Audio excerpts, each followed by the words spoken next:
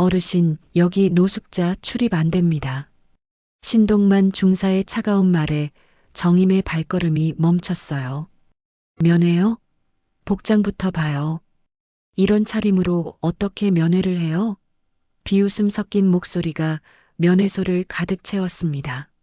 정임은 품속에서 김밥통을 꺼내며 간절히 부탁했어요. 그냥 손자한테 김밥 한 줄만 전해주면 안 될까요? 음식물 반입도 안 됩니다. 위생상 문제가 있을 수 있거든요. 규정이라는 차가운 벽이 할머니를 막아섰습니다. 그때 창문 너머로 재훈이 이 모든 광경을 목격하고 있었어요.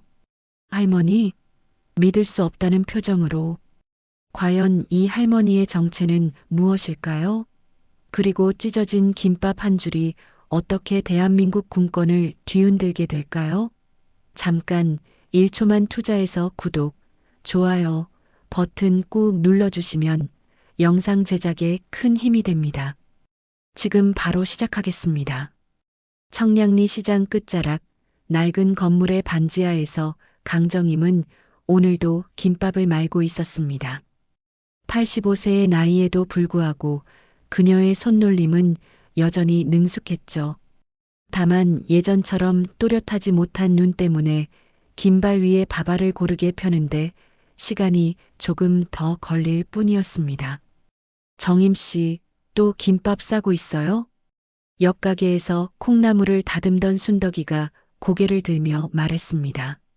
정임은 김발을 조심스럽게 말아가며 대답했죠. 네, 재훈이 면회 가려고요. 재훈이 군대 갔다고 매주 이렇게 김밥 싸가지고 그 먼 길을 버스 3번이나 갈아타고 가면서 말이에요. 차라리 돈 좀 보내서 부대 근처에서 뭐라도 사 먹게 하지 그래요? 정임은 잠시 손을 멈추고 미소를 지었습니다. 주름진 얼굴에 번지는 그 미소에는 말로 표현할 수 없는 깊은 애정이 담겨 있었죠. 우리 손자 김밥을 참 좋아하거든요. 어릴 때부터 할머니가 싸준 김밥만 먹으면 세상에서 제일 맛있다고 했어요. 돈 주면 뭘 사 먹겠어요. 그냥 편의점 김밥이나 사 먹을 텐데. 순덕이는 고개를 절레절레 흔들었습니다. 이해할 수 없다는 표정이었죠. 아이고, 그래도 그렇지. 80 넘은 나이에 그 고생을 왜 해요? 요즘 애들이 어디 그런 거에 감동이나 하나요? 하지만 정임은 이미 2번째 김밥을 말기 시작했습니다. 밥 위에 올라간 재료들을 보면 정성이 얼마나 들어갔는지 한눈에 알 수 있었어요. 직접 볶은 낙지볶음, 정갈하게 썬 단무지, 고소한 계란말이까지 하나하나가 모두 손수 만든 것들이었습니다. 재훈이는 달라요. 그 애는 진짜 할머니 김밥을 좋아해요. 정임은 김밥을 다 말고 나서 깨끗한 비닐 포장지에 조심스럽게 싸기 시작했습니다. 그러면서 작은 보온 도시락통에도 김밥 몇 개를 더 담았죠. 혹시라도 재훈이가 나중에 출출할 때 먹을 수 있도록 말입니다. 새벽 5시부터 일어나서 준비한 김밥이었습니다. 낙지는 어제 저녁에 미리 볶아두었고 계란말이도 식기 전에 말아서 냉장고에 보관해 두었죠. 단무지는 직접 담근 것은 아니지만 시장에서 가장 아삭하고 맛있는 것으로 골라온 것이었습니다. 그런데 정임 씨, 재훈이 부모는 뭐 하고 있어요? 아들 군대 간다고 할머니더러 김밥 싸라고 시키고. 순덕이의 말에 정임의 표정이 잠시 어두워졌습니다. 하지만 곧 다시 밝은 미소를 지으며 말했어요. 재훈이 아빠는 바쁘거든요. 사업도 하고. 그리고 재훈이가 어릴 때부터 저랑 같이 살았어요. 부모가 늦게 들어오니까. 사실 재훈이 아버지 박정우와는 연락이 끊어진 지 오래였습니다. 군인이라는 직업 특성상 바쁘다는 것은 알고 있었지만 손자의 입대 소식조차 제대로 전하지 못했죠. 하지만 정임은 그런 서운함을 드러내지 않았습니다. 시계를 보니 벌써 9시가 다 되어 갔습니다. 부대까지 가려면 지금 출발해야 했어요. 정임은 김밥통을 품에 꼭 안고 집을 나섰습니다. 첫 번째 버스 정류장까지 걸어가는 길에 정임은 재훈이를 처음 만났던 날을 떠올렸습니다. 겨우 5살이었던 재훈이는 부모가 늦게 들어온다며 할머니 집에서 자주 밤을 보냈죠. 그때부터 정임이 손수 김밥을 싸주기 시작했습니다. 할머니, 이 김밥 정말 맛있어요. 재훈이의 그 말이 지금도 귓가에 생생했습니다. 그 후로 20회 넘게 재훈이를 위해 김밥을 싸왔죠. 초등학교 소풍 때도, 중학교 체육대회 때도, 고등학교 수학여행 갈 때도 재훈이는 언제나 할머니가 싸준 김밥을 가장 좋아했습니다. 버스 안에서 정임은 김밥통을 무릎 위에 올려두고 조심스럽게 안고 있었습니다. 흔들림 때문에 김밥이 부서질까봐 걱정이었죠. 창밖으로 스쳐 지나가는 풍경을 보며 정임은 재훈이가 군대에서 잘 지내고 있을지 걱정했습니다. 두 번째 버스로 갈아타고 세 번째 버스까지 타고 나서야 드디어 부대 근처에 도착할 수 있었습니다. 총 2시간 반이 걸린 긴 여행이었죠. 하지만 정임에게는 전혀 힘들지 않았습니다. 손자를 만난다는 기대감이 모든 피로를 잊게 해주었으니까요. 부대 정문 앞에 서자 정임의 가슴이 두근거리기 시작했습니다. 과연 재훈이가 자신이 온 것을 알고 기뻐할까요? 김밥을 받고 맛있게 먹어줄까요? 그런 생각들이 머릿속을 맴돌았습니다. 면회소 입구에서 정임은 잠시 걸음을 멈추고 옷매를 다듬었습니다. 오래된 점퍼와 낡은 운동화 차림이었지만 나름대로 깔끔하게 입고 온 것이었어요. 손자를 만나러 가는 길이니까 말입니다.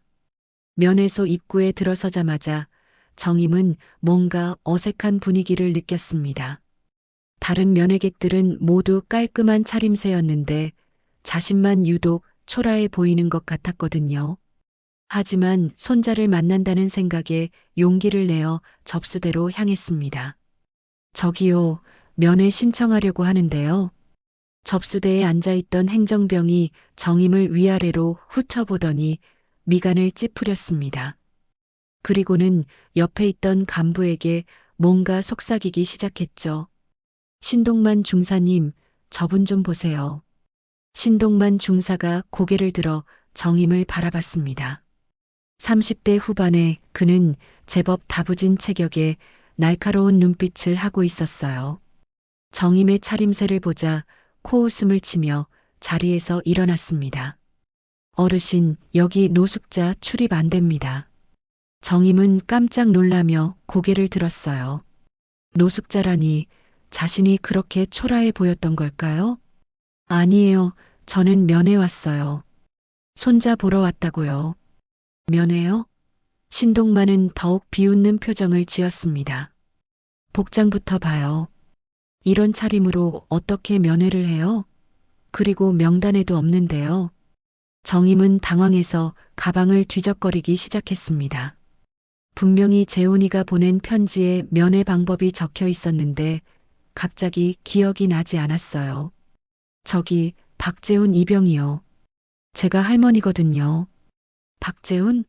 신동만이 컴퓨터를 확인해 보더니 고개를 끄덕였습니다. 아, 그의 말이에요. 그런데 명단에 할머니는 없고 아버지만 등록되어 있네요.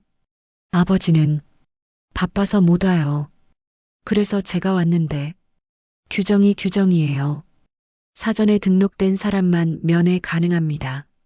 그리고 신동만은 정임의 차림새를 다시 한번 훑어보며 말했습니다. 솔직히 말해서 이런 복장으로는 안 됩니다. 장병들한테 좋지 않은 인상을 줄 수 있거든요. 정임의 마음이 무너져 내렸습니다. 새벽부터 일어나서 김밥을 싸고 2시간 반이나 버스를 타고 온 길이 헛수고가 될 뻔했어요. 하지만 포기할 수 없었습니다. 그냥 손자한테 김밥 한 줄만 전해주면 안 될까요? 정임은 품속에서 김밥통을 꺼내며 간절히 부탁했습니다. 하지만 신동만의 반응은 더욱 차가웠어요. 음식물 반입도 안 됩니다. 위생상 문제가 있을 수 있거든요. 이거 새벽에 정성스럽게 만든 건데요. 재훈이가 김밥을 정말 좋아해서. 아니, 할머니, 이해해 주세요. 규정이라는 게 있는 거잖아요.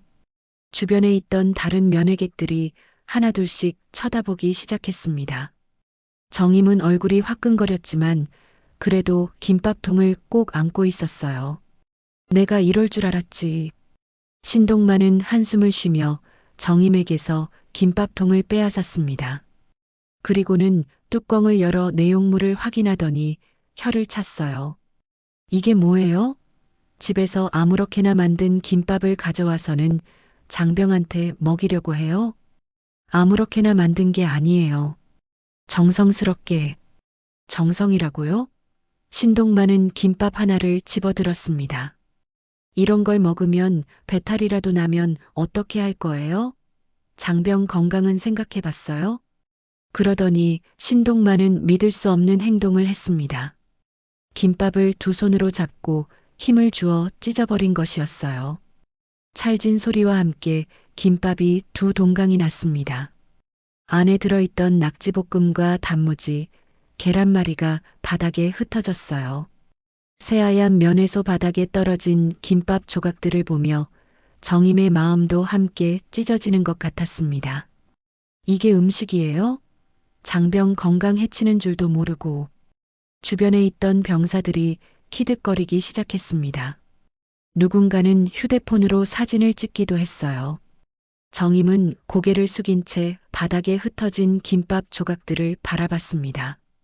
20회 넘게 재훈이를 위해 정성스럽게 만들어 온 김밥이 이렇게 무참히 짓밟히는 모습을 보니 가슴이 미어졌습니다. 새벽부터 일어나서 하나하나 정성스럽게 준비한 재료들이 바닥에 널브러져 있었어요. 할머니, 이제 그만 가세요. 다음부터는 제대로 된 절차를 밟고 오시고 복장도 단정히 하고 오세요. 신동만은 정임을 문 쪽으로 밀어내며 말했습니다. 다른 면회객들의 시선이 따가웠지만 정임은 아무 말도 할 수 없었어요. 그때 생활관 창문에서 이 모든 상황을 지켜보고 있던 사람이 있었습니다. 바로 박재훈이었어요. 청소당번으로 창문을 닫고 있던 재훈은 면회소 앞에서 벌어지는 광경을 목격했습니다. 익숙한 뒷모습이 보였어요. 구부정한 어깨, 낡은 점퍼, 그리고 무엇보다 그 손에 들린 익숙한 김밥통. 재훈의 눈이 커졌습니다. 할머니? 재훈은 창문에 얼굴을 바짝 붙이고 아래를 내려다봤습니다. 분명히 할머니였어요. 그런데 왜 면회소에서 나오고 있는 걸까요? 그리고 바닥에 흩어진 저것들은 뭘까요? 순간 재훈은 무슨 일이 벌어졌는지 직감적으로 알아차렸습니다. 할머니가 자신을 위해 김밥을 싸서 면회를 왔는데 무언가 안 좋은 일이 벌어진 것 같았어요. 면회소 앞에서 고개를 숙이고 서 있는 할머니의 모습을 보며 재훈의 눈에 눈물이 고였습니다. 할머니가 얼마나 실망했을까요? 새벽부터 일어나서 김밥을 싸고 먼 길을 달려왔는데 이런 모욕을 당하다니. 정임은 면회소를 나와 벤치에 앉았습니다. 가슴속에서 무언가 뜨거운 것이 치밀어 올랐어요. 분노일까요? 아니면 서러움일까요? 손자를 한번 보지도 못하고 정성스럽게 만든 김밥마저 짓밟힌 채 돌아가야 한다는 현실이 받아들여지지 않았습니다. 그때 정임은 가방에서 낡은 폴더폰을 꺼냈습니다. 오랫동안 연락하지 않았던 아들에게 전화를 걸어야겠다는 생각이 들었어요. 재훈이의 아버지 박정우에게 말입니다. 정우야. 나야 엄마. 정임의 떨리는 목소리가 폴더폰 너머로 전해졌습니다. 오랜만에 듣는 어머니의 목소리에 박정우는 잠시 당황했어요. 합동참모본부 집무실에서 작전 보고서를 검토하던 중이었는데 갑작스러운 어머니의 전화였거든요. 어머니, 무슨 일이세요? 괜찮으세요? 정우야, 재훈이 어디 있는지 아니? 박정우는 펜을 내려놓고 의자에 몸을 기댔습니다. 재훈이라면 자신의 아들, 최근에 입대한 그 아이 말이군요. 재훈이요? 경기도 외곽부대에 있을 텐데요. 왜 그러세요? 내가 김밥 싸서 면회 갔는데 정임의 목소리가 떨리기 시작했습니다. 무언가 안 좋은 일이 있었다는 것을 박정우는 직감적으로 알아차렸어요. 어머니, 천천히 말씀해 주세요. 무슨 일이 있었나요? 그 중사라는 사람이 내가 노숙자 같다고 김밥을 찢어서 바닥에 던졌어. 박정우의 표정이 순간 굳어졌습니다. 어머니의 목소리에서 울음이 섞여 나오는 소리가 들렸거든요. 85세의 어머니가 손자를 보러 갔다가 이런 모욕을 당했다는 것이 믿어지지 않았습니다. 어머니, 지금 어디 계세요? 부대 앞 벤치에 앉아 있어. 어떻게 해야 할지 모르겠다. 박정우는 즉시 자리에서 일어났습니다. 책상 위에 모든 서류를 제쳐두고 군복 상의의 단추를 정리하기 시작했어요. 어머니, 절대 움직이지 마세요. 제가 지금 갑니다. 정우야, 넌 바쁘잖아. 괜찮아. 그냥 집에 갈게. 안 됩니다. 그 자리에서 기다리세요. 박정우는 전화를 끊자마자 부관에게 소리쳤습니다. 김소령, 헬기 준비해.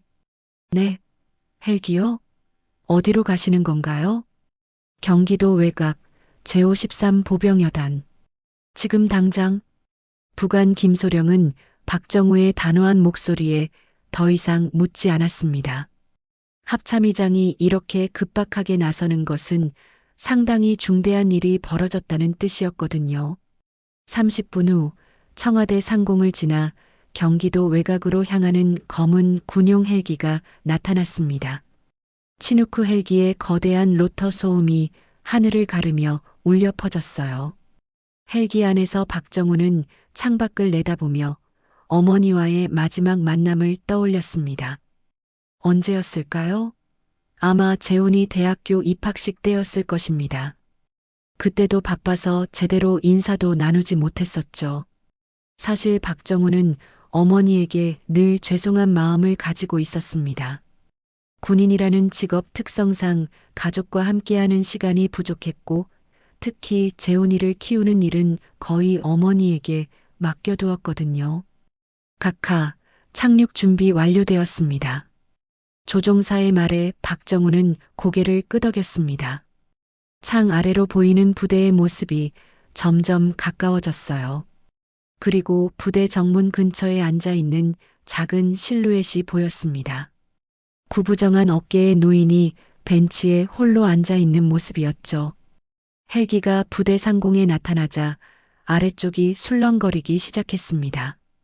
예정에 없던 헬기의 등장에 부대원들이 모두 밖으로 나와 하늘을 올려다봤어요. 저게 뭐야? 갑자기 헬기가 왜? 치누크네. 저런 헬기가 갑자기 오다니. 신동만 중사도 면회소에서 나와 하늘을 바라봤습니다. 불안한 예감이 들기 시작했어요. 뭔가 평범하지 않은 일이 벌어지고 있다는 직감이 들었거든요.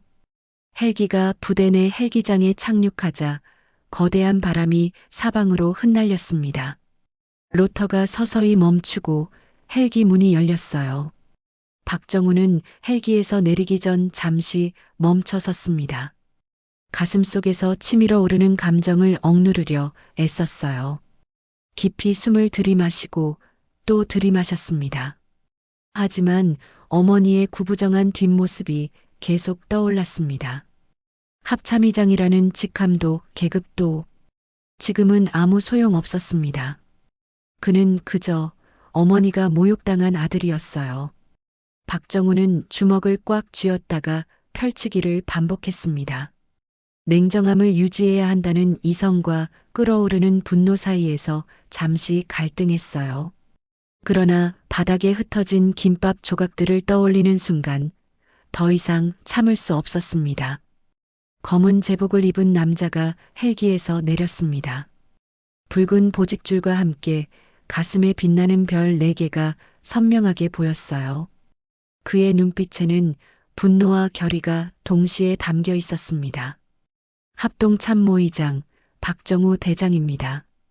박정우의 목소리가 부대 전체에 울려 퍼졌습니다.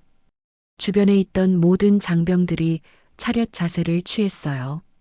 합참의장이 예고 없이 부대를 방문한다는 것은 상당히 이례적인 일이었거든요. 박정우는 헬기에서 내리자마자 정문 쪽으로 걸어갔습니다. 벤치에 앉아 있는 어머니의 모습이 보였어요. 여전히 고개를 숙이고 앉아 있는 어머니를 보니 가슴이 미어졌습니다. 어머니, 정임은 익숙한 목소리에 고개를 들었습니다. 군복을 입은 아들의 모습이 보였어요.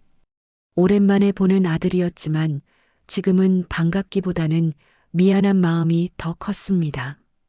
정우야, 바쁜데 왜 왔어?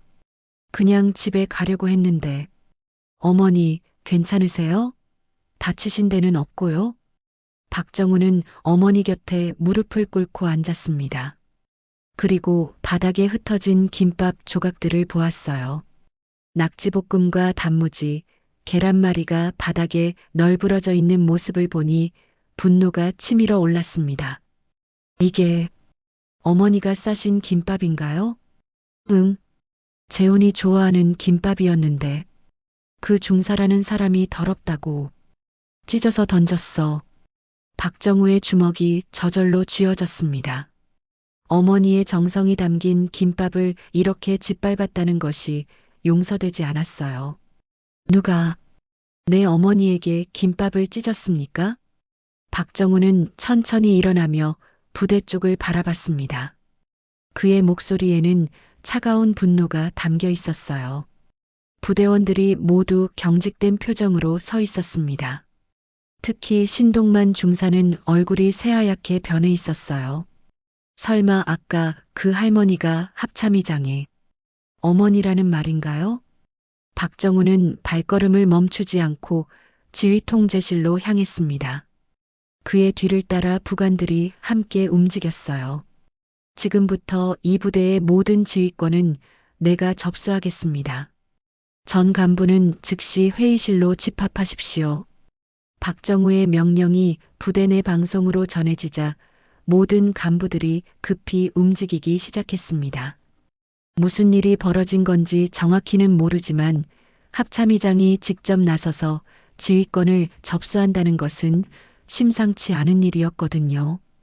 신동만 중사는 다리가 후들거렸습니다. 이제야 자신이 얼마나 큰 실수를 했는지 깨달았어요. 그 할머니가 바로 대한민국 최고 군사 책임자의 어머니였다니. 박정우는 회의실로 향하며 마음속으로 다짐했습니다. 오늘 이 일은 반드시 정리하고 가겠다고. 어머니의 모욕은 곧 대한민국군의 자존심에 대한 모독이었으니까요. 회의실 문이 박차고 열렸습니다. 박정우는 단호한 표정으로 들어서며 테이블 맨 앞자리에 섰어요. 부대의 모든 간부들이 긴장한 채로 자리에 앉아 있었습니다. 지금부터 이 부대의 지휘권은 내가 접수하겠습니다. 박정우의 첫마디에 회의실 안이 숨막힐 듯한 정적에 휩싸였어요.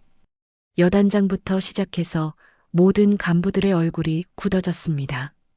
합참의장이 직접 한 부대의 지휘권을 접수한다는 것은 매우 이례적인 일이었거든요.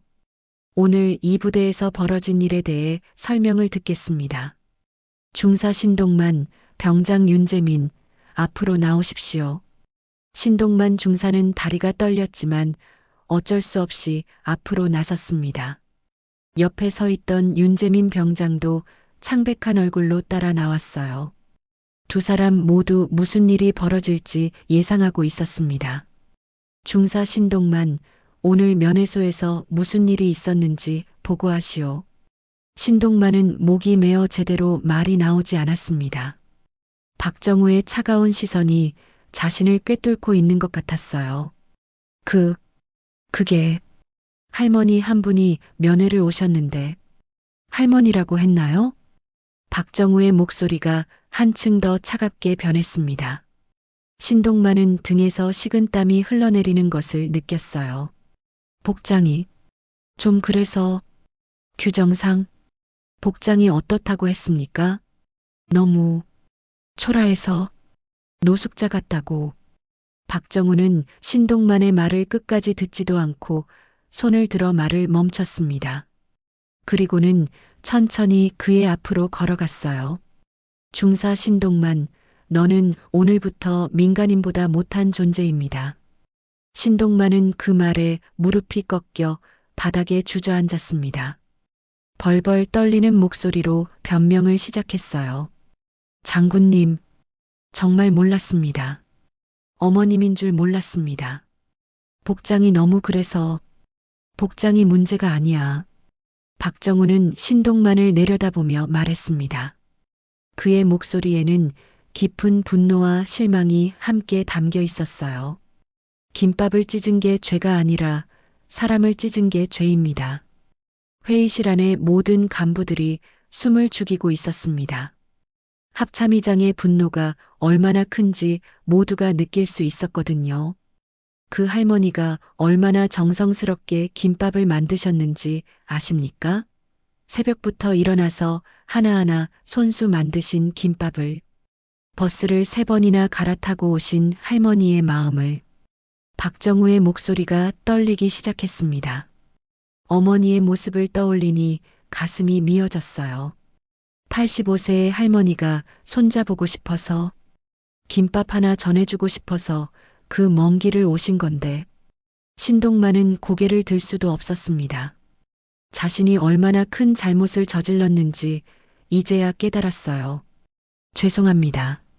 정말 죄송합니다. 죄송하다고 해서 해결될 일입니까? 박정우는 윤재민 병장 쪽으로 시선을 돌렸습니다. 병장 윤재민, 너는 그때 뭐 했습니까? 윤재민은 떨리는 목소리로 대답했어요. 죄송합니다. 그때 말렸어야 했는데 못 말렸습니다. 왜 못 말렸습니까? 그냥 중사님이 하시는 일이라서. 감히. 박정우의 목소리가 더욱 날카로워졌습니다. 감히 사람다운 일을 할 생각은 못했다는 말입니까? 할머니가 모욕당하는 걸 보고도 아무것도 하지 않았다는 겁니까? 윤재민도 신동만과 마찬가지로 무릎을 꿇었습니다. 두 사람 모두 자신들의 잘못을 인정할 수밖에 없었어요. 박정우는 회의실을 한 바퀴 돌며 다른 간부들을 바라봤습니다. 여러분, 오늘 이 일을 교훈으로 삼으시기 바랍니다.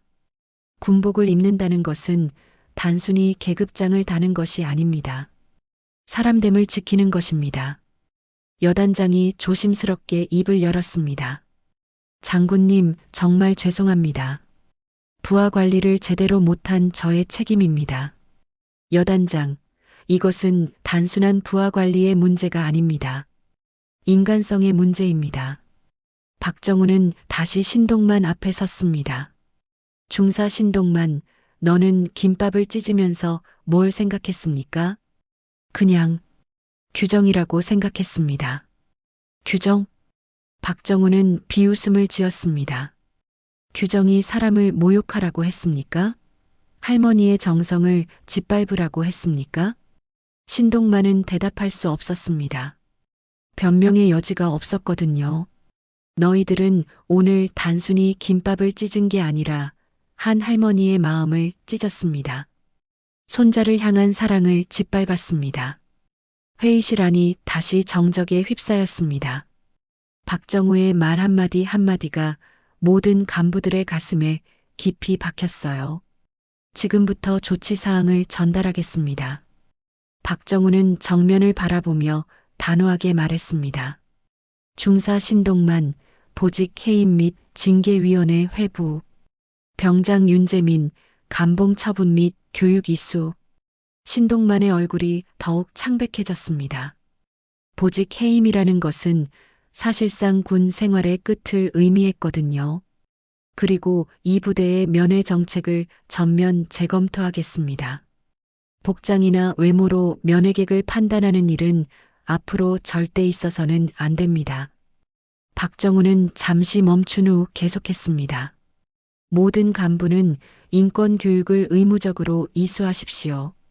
그리고 면회객에 대한 기본적인 예의와 존중에 대해 다시 한번 생각해 보시기 바랍니다.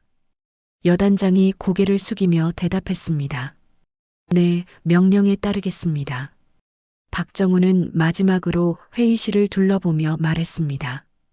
여러분, 우리는 나라를 지키는 군인입니다. 하지만 그보다 먼저 우리는 사람입니다. 사람다운 마음을 잃어버린 군인은 군인이 아닙니다. 회의실 안의 모든 간부들이 고개를 숙였습니다. 오늘의 일이 얼마나 큰 교훈이 되었는지 모두가 느끼고 있었어요. 회의는 여기서 마치겠습니다. 신동만 중사와 윤재민 병장은 남으시오. 다른 간부들이 모두 나가고 나자 회의실에는 박정우와 두 사람만 남았습니다. 침묵이 흘렀어요.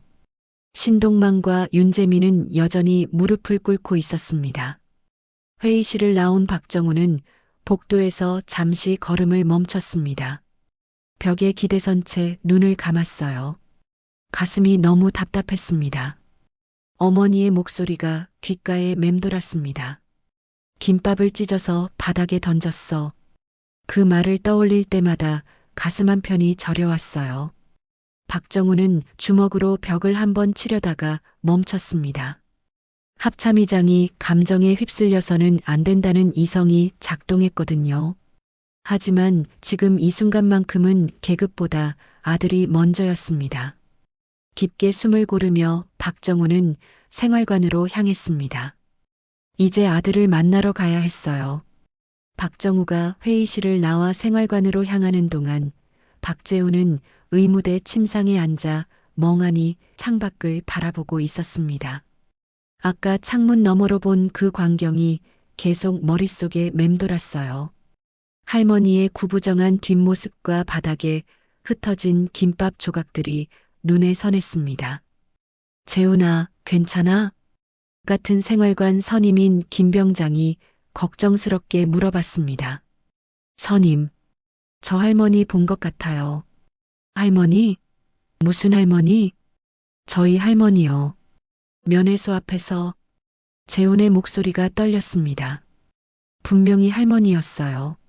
그 익숙한 뒷모습과 손에 들린 김밥통을 잘못 볼 리가 없었습니다. 할머니 얼굴도 못 보고 김밥도 못 먹고 난 뭘 한 거지. 재훈은 자신의 무력함에 절망했습니다. 어릴 때부터 자신을 키워주신 할머니를 보호하지도 못했다는 생각이 들었어요. 그때 생활관 문이 열렸습니다. 검은 제복을 입은 남자가 들어서는 모습을 보고 모든 병사들이 순간적으로 차렷 자세를 취했어요. 별 4개가 선명하게 보이는 제복을 본 순간 이곳이 평범한 방문이 아니라는 것을 모두가 직감했습니다. 박재훈 이병은 어디 있습니까? 박정우의 목소리가 생활관에 울려 퍼졌습니다. 재훈은 깜짝 놀라며 자리에서 벌떡 일어났어요. 여기 있습니다. 재훈이 떨리는 목소리로 대답하자 박정우는 그의 앞으로 걸어갔습니다. 재훈아. 그 한마디에 재훈의 눈이 커졌습니다. 분명히 들어본 목소리였어요. 오랫동안 듣지 못했지만 절대 잊을 수 없는 그 목소리였습니다. 아버지. 재훈의 목소리가 떨렸습니다. 몇 년 만에 보는 아버지의 모습이었어요. 박정우는 주변을 둘러보며 다른 병사들에게 말했습니다. 잠시 자리를 비워주시겠습니까? 병사들이 모두 나가고 나자 생활관에는 부자만 남게 되었습니다. 재훈아, 할머니 일 알고 있니? 박정우의 말에 재훈의 표정이 굳어졌습니다. 할머니요? 할머니한테 무슨 일이? 할머니가 오늘 너 보러 오셨다. 재훈의 가슴이 쿵 하고 내려앉았습니다. 역시 맞았어요. 아까 본 그 뒷모습이 할머니였던 거죠. 박정우는 오늘 벌어진 일을 차근차근 설명해 주었어요. 할머니가 김밥을 싸서 오신 일, 신동만 중사가 할머니를 모욕한 일, 그리고 김밥이 바닥에 던져진 일까지. 재호는 이야기를 들으며 주먹을 꽉 쥐었습니다. 할머니가 그런 모욕을 당하셨다는 것이 믿어지지 않았어요. 할머니가 그런 일을. 재혼의 눈에 눈물이 고이기 시작했습니다. 할머니가 자신을 위해 정성스럽게 김밥을 싸서 오셨는데 그런 모욕을 당하셨다는 것이 너무 미안했어요. 아버지, 저 때문에 할머니가. 재훈아, 넌 아무 잘못 없다. 박정우는 아들의 어깨에 손을 올리며 말했습니다. 잘못은 내가 입대한 이 부대의 인간됨이었어. 재훈은 고개를 숙인 채 물었습니다. 저, 다시 시작할 수 있을까요? 뭘 다시 시작한다는 거니? 할머니한테 제대로 된 손자가 되고 싶어요. 지금까지 할머니 정성을 너무 당연하게 생각했던 것 같아요. 박정우는 아들의 말을 듣고 마음이 뭉클했습니다. 재훈이가 이런 일을 통해 성장하고 있다는 것을 느낄 수 있었어요. 재훈아, 할머니는 내가 잘 자라준 것만으로도 충분히 고마워하신다. 하지만 이제부터 더 잘하면 되는 거 아니니? 재훈은 고개를 끄덕였습니다. 그런데 아버지도 할머니를 자주 찾아뵙지 않으신 것 같은데. 재훈의 말에 박정우는 잠시 말문이 막혔습니다. 아들의 지적이 전곡을 찔렀거든요. 너 말이 맞다. 나도 반성하고 있어. 박정우는 솔직하게 인정했습니다. 군인이라는 핑계로 어머니를 너무 소홀히 했어. 오늘 일을 계기로 나도 달라져야겠다고 생각했다. 부자는 서로를 바라보며 무언의 약속을 나누었습니다. 앞으로는 할머니를 더 잘 모시겠다는 약속이었어요. 재훈아, 혹시 부당한 일을 당하면 언제든 얘기해라. 재훈은 고개를 저었습니다. 아니요, 그런 건 싫어요. 저는 그냥 평범한 이병으로 생활하고 싶어요. 박정우는 아들의 의젓한 모습에 뿌듯함을 느꼈습니다. 특권을 거부하고 당당하게 군 생활을 하겠다는 아들이 자랑스러웠어요. 알겠다. 그럼 앞으로도 열심히 해라. 박정우는 시계를 보며 자리에서 일어났습니다. 이제 가봐야겠다. 할머니가 기다리고 계신다. 할머니께 안부 전해주세요. 그리고 죄송하다고. 알겠어. 그리고 재훈아, 넌 정말 잘못이 없다는 거 꼭 기억해라. 박정우는 생활관을 나서며 마지막으로 아들을 바라봤습니다. 오늘의 일로 인해 아들이 더욱 성숙해진 것 같아 다행이었어요. 이제 어머니에게 돌아가서 재훈이의 안부를 전해드려야겠습니다. 그날 밤 청량리 할머니 집 작은 거실에서 박정우는 어머니 강정임과 마주 앉아 있었습니다. 오랜만에 함께하는 시간이었지만 두 사람 사이에는 어색한 침묵이 흘렀어요.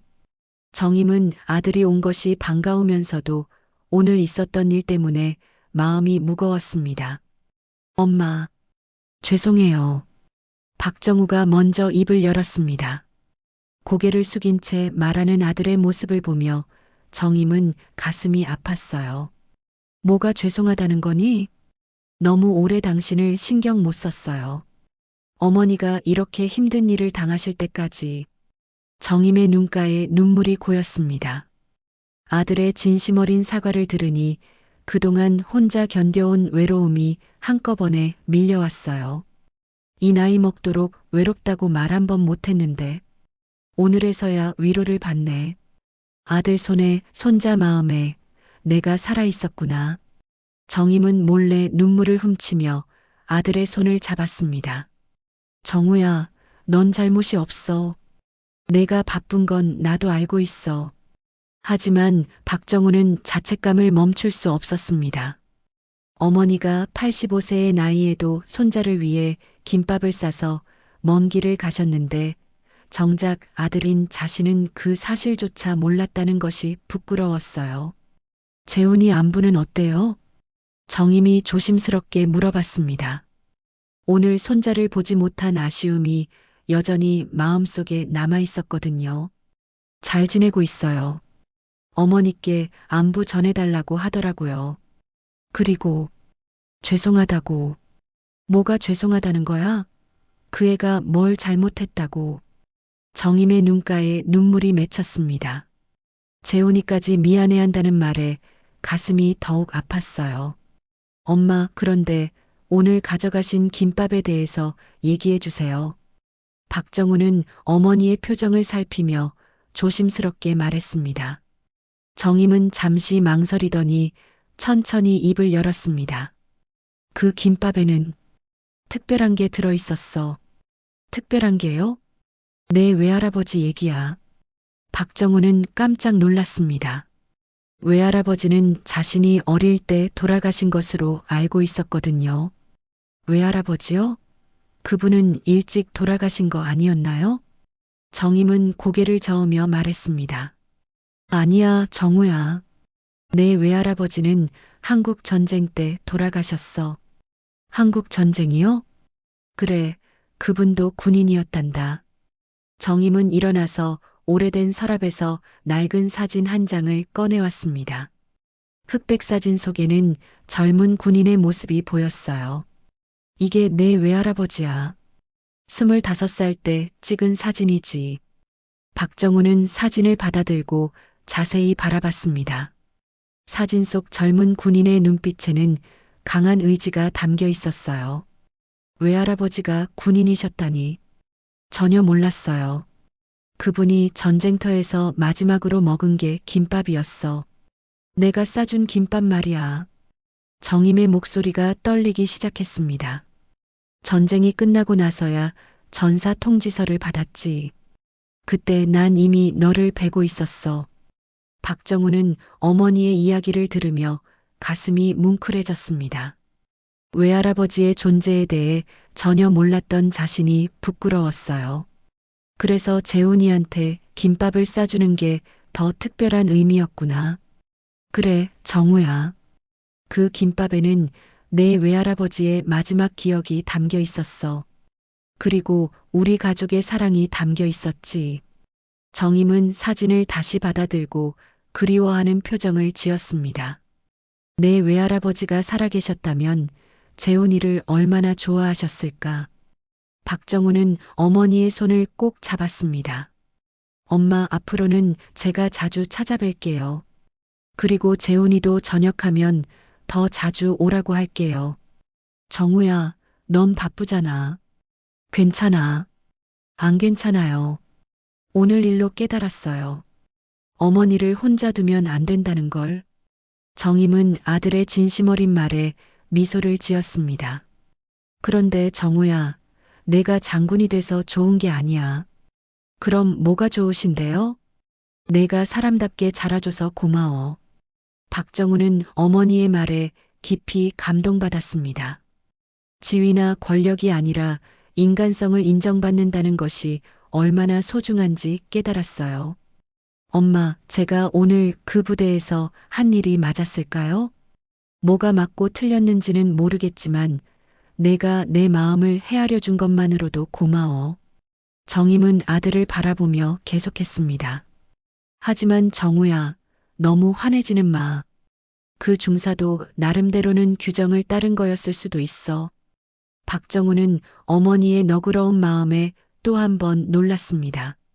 모욕을 당하고도 상대방을 이해하려는 어머니의 모습이 존경스러웠어요. 어머니는 정말 대단하세요. 뭐가 대단해? 그냥 늙은 할머니일 뿐인걸. 아니에요. 어머니 같은 분이 계시기 때문에 이 나라가 따뜻한 거예요. 두 사람은 밤늦도록 이야기를 나누었습니다. 그동안 못다한 얘기들, 재훈이에 대한 걱정, 그리고 앞으로의 계획까지. 오랜만에 모자가 마음을 터놓고 대화하는 시간이었어요. 엄마, 내일부터 가사 도우미를 보내드릴게요.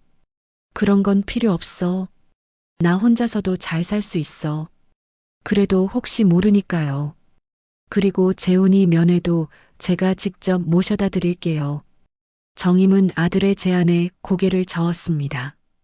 정우야, 너무 신경 쓰지 마. 나는 괜찮아. 어머니가 괜찮다고 해서 제가 괜찮은 건 아니에요. 박정우는 단호하게 말했습니다. 앞으로는 어머니를 혼자 두지 않을 거예요. 이게 아들로서 제가 할 수 있는 최소한의 도리니까요. 정임은 아들의 진심을 느끼며 고개를 끄덕였습니다. 오늘의 일이 가져다 준 아픔도 있었지만 가족의 소중함을 다시 한번 깨닫게 해준 계기이기도 했어요. 밤이 깊어가자 박정우는 자리에서 일어났습니다. 엄마, 이제 가봐야겠어요. 내일 일찍 부대 가서 마무리할 일들이 있어서요. 그래, 조심히 가거라. 박정우는 어머니에게 인사를 하고 집을 나섰습니다. 돌아가는 길에 그는 오늘 하루를 돌이켜봤어요. 어머니의 모욕으로 시작된 하루였지만 결국 가족의 소중함을 다시 깨닫게 해준 의미 있는 하루였습니다. 며칠 후 제53 보병여단 연병장에는 전 부대원이 소집되었습니다. 이른 아침부터 장병들이 도열하기 시작했고 간부들도 긴장한 표정으로 자리를 잡았어요.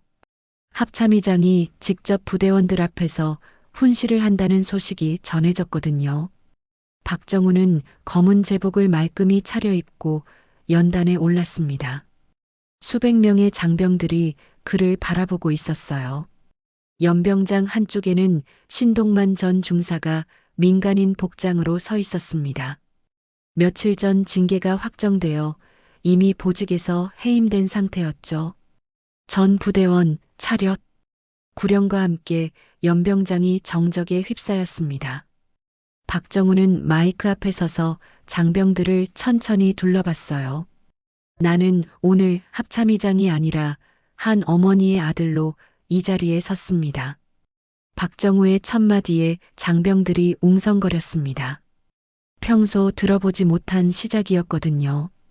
며칠 전 이 부대에서 있었던 일에 대해 말씀드리겠습니다. 박정우의 목소리가 연병장 전체에 울려 퍼졌습니다. 85세의 할머니 한 분이 손자를 보러 이곳에 오셨습니다. 새벽부터 일어나서 정성스럽게 김밥을 싸서 버스를 3번이나 갈아타고 오신 할머니였습니다. 장병들의 표정이 진지해졌습니다. 박정우의 이야기에 집중하고 있었어요. 하지만 그 할머니는 면회도 하지 못하고 돌아가셔야 했습니다. 복장이 초라하다는 이유로, 노숙자 같다는 이유로 말입니다. 박재우는 생활관 창문에서 이 모습을 지켜보고 있었습니다. 아버지가 할머니를 위해 이렇게 나서는 모습을 보니 가슴이 뭉클했어요. 더 참을 수 없는 것은 그 할머니가 정성스럽게 만든 김밥이 바닥에 찢어져 던져졌다는 사실입니다. 박정우의 목소리에 분노가 섞이기 시작했습니다. 여러분, 그 할머니가 누구인지 아십니까? 바로 나의 어머니입니다. 연병장이 술렁거렸습니다. 장병들이 서로 놀란 표정으로 바라봤어요. 하지만 이것은 내 어머니이기 때문에 문제가 되는 것이 아닙니다. 그분이 누구의 어머니든 누구의 할머니든 상관없이 잘못된 일이었습니다. 박정우는 연단을 내려와 장병들 사이를 걸어다니기 시작했습니다. 복장으로 사람을 판단한다는 것, 그것이 얼마나 잘못된 일인지 여러분은 아십니까? 장병들이 고개를 숙였습니다. 박정우의 말이 가슴에 와 닿았거든요. 우리는 나라를 지키는 군인입니다. 하지만 그보다 먼저 우리는 사람입니다. 박정우는 신동만이 서 있는 곳으로 걸어갔습니다. 전 중사 신동만, 앞으로 나오시오. 신동만은 떨리는 다리로 앞으로 나왔습니다. 수백 명의 시선이 자신에게 집중되는 것을 느끼며 고개를 들 수 없었어요. 당신이 찢은 것은 김밥이 아니었습니다. 한 할머니의 마음이었습니다. 신동만의 눈에 눈물이 고였습니다. 자신의 잘못이 얼마나 큰지 이제야 완전히 깨달았어요. 하지만 나는 당신을 용서합니다. 박정우의 예상치 못한 말에 연병장이 조용해졌습니다. 내 어머니께서 하신 말씀입니다. 너무 화내지 말라고, 그 중사도 나름대로는 규정을 따른 것일 수도 있다고 하셨습니다. 신동만은 그 말을 듣고 더욱 부끄러웠습니다. 자신을 모욕한 상대방까지 이해하려는 할머니의 마음이 얼마나 큰지 느꼈거든요. 이것이 바로 우리가 지켜야 할 어머니들의 마음입니다. 이런 분들이 계시기 때문에 우리나라가 따뜻한 것입니다. 박정우는 다시 연단으로 올라갔습니다. 오늘부로 다음과 같이 조치하겠습니다. 장병들이 긴장하며 박정우의 다음 말을 기다렸습니다. 첫째, 면회 정책을 전면 재검토합니다. 복장이나 외모로 면회객을 판단하는 일은 절대 있어서는 안 됩니다. 둘째, 모든 간부는 인권 교육을 의무적으로 이수하십시오. 셋째, 면회객에 대한 기본적인 예의와 존중에 대해 다시 한번 교육받으시기 바랍니다. 박정우는 잠시 멈추고 장병들을 바라봤습니다. 하지만 가장 중요한 것은 여러분의 마음가짐입니다. 군복을 입는다는 것은 단순히 계급장을 다는 것이 아닙니다. 사람됨을 지키는 것입니다. 박정우의 목소리가 더욱 간절해졌습니다. 여러분의 부모님, 할머니, 할아버지를 생각해 보십시오. 그분들이 여러분을 보러 오셨을 때 이런 모욕을 당한다면 어떤 기분이겠습니까? 장병들 중 일부는 눈물을 흘리기 시작했습니다. 자신의 가족을 떠올리며 마음이 아팠던 거죠. 우리가 지키는 것은 땅덩어리가 아닙니다. 바로 이런 사랑하는 사람들입니다. 박정우는 마지막으로 신동만을 바라봤습니다. 전 중사 신동만, 당신도 이제 다시 시작하십시오. 실수는 누구나 할 수 있습니다. 중요한 것은 그 실수에서 배우는 것입니다. 신동만은 고개를 깊이 숙이며 대답했습니다. 네, 명심하겠습니다. 박정우는 연병장을 둘러보며 마지막 말을 했습니다. 여러분, 군복보다 사람이 먼저입니다. 계급보다 인간됨이 먼저입니다. 이것을 절대 잊지 마십시오. 그리고 여러분의 가족을 더 사랑하십시오. 그분들이 여러분을 얼마나 자랑스러워하는지 기억하십시오. 박정우의 훈시가 끝나자 연병장에 박수가 터져 나왔습니다. 진심이 담긴 박수였어요. 장병들은 오늘의 교훈을 가슴 깊이 새겼습니다. 훈시를 마친 박정우는 연단에서 내려오며 박재훈이 있는 생활관 쪽을 바라봤습니다. 창문에서 지켜보고 있는 아들과 눈이 마주쳤어요. 재훈은 고개를 끄덕이며 아버지에게 감사의 마음을 전했습니다. 이날의 훈시는 제53 보병여단 역사에 길이 남을 사건이 되었습니다. 한 할머니의 김밥이 대한민국 군의 인식을 바꾼 역사적인 순간이었어요. 몇 달이 흘렀습니다. 청량리 시장 골목, 강정임의 작은 김밥집 앞에 한 남자가 서성이고 있었어요. 민간인 복장을 한 그는 몇 번이나 가게 문 앞에서 발걸음을 멈춘 후 다시 돌아서기를 반복했습니다. 신동만이었습니다. 저녁 후 고향으로 내려갔던 그는 오늘 서울에 올라와 이곳을 찾았어요. 몇 달 동안 밤마다 그날의 일이 떠올라 잠을 이룰 수 없었거든요. 마침내 용기를 낸 신동만은 가게 문을 열고 들어갔습니다. 정임은 여전히 김밥을 말고 있었어요. 그를 본 순간 정임의 손이 잠시 멈췄습니다. 할머니, 신동만의 목소리가 떨렸습니다. 그는 정임 앞에 무릎을 꿇고 앉았어요. 정말 죄송합니다. 그날 제가 했던 말과 행동, 밤마다 떠올라 잠을 잘 수가 없습니다. 정임은 조용히 그를 바라봤습니다. 신동만의 눈에는 진심 어린 후회가 담겨 있었어요. 내 어머니였다고 생각하면 얼마나 괴로웠을지 이제야 알겠습니다. 신동만은 고개를 깊이 숙이며 계속했습니다. 할머니의 정성을 짓밟고 사람을 사람으로 보지 않았던 제 자신이 너무 부끄럽습니다. 정임은 김밥을 만들던 손을 닫고 신동만에게 다가갔습니다. 일어나세요. 할머니, 저는 사람이 잘못을 알고 고개를 숙일 줄 아는 건 그 자체로 참 귀한 일이에요.